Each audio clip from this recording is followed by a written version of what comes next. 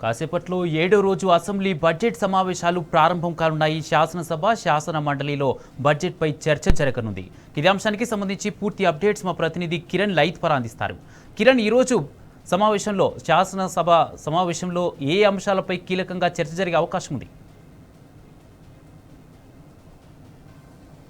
మరి కాసేపట్లోనే 7వ రోజు అసెంబ్లీ బడ్జెట్ సమావేశాలు ప్రారంభం కాబోతున్నాయి. ఇరు సభలు కూడా ఉదయం 10 గంటలకు ప్రారంభమవుతున్నటువంటి నేపథ్యంలో ఈరోజు బడ్జెట్ పైన సుదీర్ఘంగా చర్చ జరిగేటువంటి అవకాశాలు అయితే కనిపిస్తూ ఉన్నాయి. పూర్తిగా రెండు సభల్లో కూడా బడ్జెట్కు సంబంధించినటువంటి ప్రసంగం జరగబోతుంది. ముఖ్యంగా ఈరోజు లెదర్ కార్పొరేషన్ లిమిటెడ్కు సంబంధించినటువంటి వార్షిక నివేదిక దాదాపు 2016, 17, 17, 18, 18, 19కి సంబంధించినటువంటి వార్షిక నివేదికతో పాటు అంతేకాకుండా ఇటు సివిల్ సప్లై కార్పొరేషన్కు సంబంధించినటువంటి 2016, 17, 17, 18కి సంబంధించినటువంటి వార్షిక నివేదన కూడా ఈరోజు శాసనసభలో టేబుల్ చేయబోతా ఉన్నారు. ఇక అంతేకాకుండా అడ్వకేట్స్కు సంబంధించినటువంటి చట్ట సవరణ వెల్ఫేర్ ఫండ్ సంబంధించినటువంటి చట్ట సవరణ బిల్లుతో పాటు అడ్వకేట్స్ క్లర్క్ సంబంధించినటువంటి ఏదైతే చట్ట సవరణ బిల్లుకు సంబంధించినటువంటి చర్చ కూడా జరగబోతుంది. ముఖ్యంగా మొన్న ప్రవేశపెట్టినటువంటి బడ్జెట్ పైన ఇటు ప్రతిపక్షాలు కూడా పూర్తి స్థాయిలో మండిపడతా ఉన్నాయి. ఇచ్చినటువంటి 6 గ్యారెంటీలకు ఎక్కడ కూడా పైసా కూడా కేటాయించలేదు. మహాలక్ష్మి స్కీమ్ కావచ్చు, ఏదైతే గృహజ్యోతికి సంబంధించి దాదాపు 331 కోట్లు కుదించింది. ఇక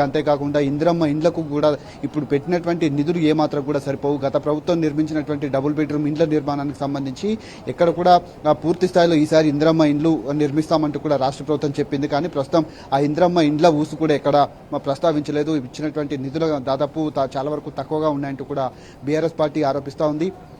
6 గ్యారెంటీల అమల్లో భాగంగా అటు మహాలక్ష్మి స్కీమ్ కావచ్చు, ఇక ఉన్నటువంటి రుణమాఫీకి సంబంధించినటువంటి కూడా పూర్తి స్థాయిలో బడ్జెట్లో కూడా కేటాయింపులు కూడా చాలా వరకు తగ్గించారు. రైతు భరోసా పైన కూడా ఎలాంటి ప్రకటన పూర్తి స్థాయిలో చేయకపోవడంతో ఇటు బీఆర్ఎస్ పార్టీ కూడా పెద్ద ఎత్తున ఆందోళన వ్యక్తం చేసినటువంటి నేపథ్యంలో పూర్తిగా ఆ పంటలు ఎండిపోతున్నప్పటికీ కూడా కౌలు రైతులకు సంబంధించినటువంటి అంశాలు కూడా వారికి ఇచ్చేటువంటి భరోసా కూడా ఇవ్వట్లేదంటూ కూడా బీఆర్ఎస్ పార్టీ ఆరోపిస్తోంది. ముఖ్యంగా అసెంబ్లీ బడ్జెట్ సమావేశాల్లో ఈరోజు బడ్జెట్ ప్రసంగం పైన కూడా సుదీర్ఘంగా చర్చించేటువంటి అవకాశం అయితే కనబడుతుంది. రాష్ట్ర ప్రభుత్వం మీద గట్టిగా పోరాడేటువంటి అవకాశాలు అయితే మనకు స్పష్టంగా కనిపిస్తూ ఉన్నాయి. శాసన మండలిలో కూడా ఈరోజు బడ్జెట్ పైన సుదీర్ఘంగా చర్చ జరిగేటువంటి అవకాశాలు అయితే మనకు కనిపిస్తూ ఉన్నాయి. ముఖ్యంగా రేపటి నుంచి పద్ధతుల మీద చర్చ కూడా పూర్తి స్థాయిలో రాష్ట్ర ప్రభుత్వానికి సంబంధించి ఎక్కుపెట్టే విధంగా ఇటు పార్టీ నేతలంతా కూడా ప్రిపేర్ అవుతున్నటువంటి ఆయా శాఖలకు సంబంధించినటువంటి మాజీ మంత్రులు ఎవరైతే ఉన్నారో వాళ్ళంతా కూడా బాధ్యతలు తీసుకొని పూర్తిగా వాటిపైన ప్రిపేర్ అవుతున్నటువంటి పరిస్థితులు అయితే కనబడుతున్నాయి. అటు విద్యుత్ శాఖకు సంబంధించి కావచ్చు, గతంలో విద్యాశాఖకు సంబంధించినటువంటి అంశాల్లో జగదీష్ రెడ్డి సస్పెండ్ కావడంతో బాధ్యతలు కూడా వేరొక నేతకు కూడా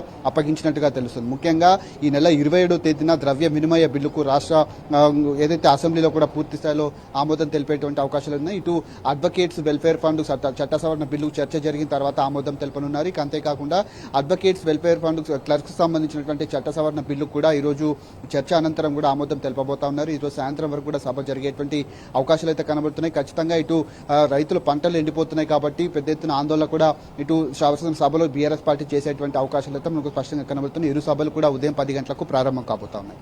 రైట్, థ్యాంక్ యూ కిరణ్.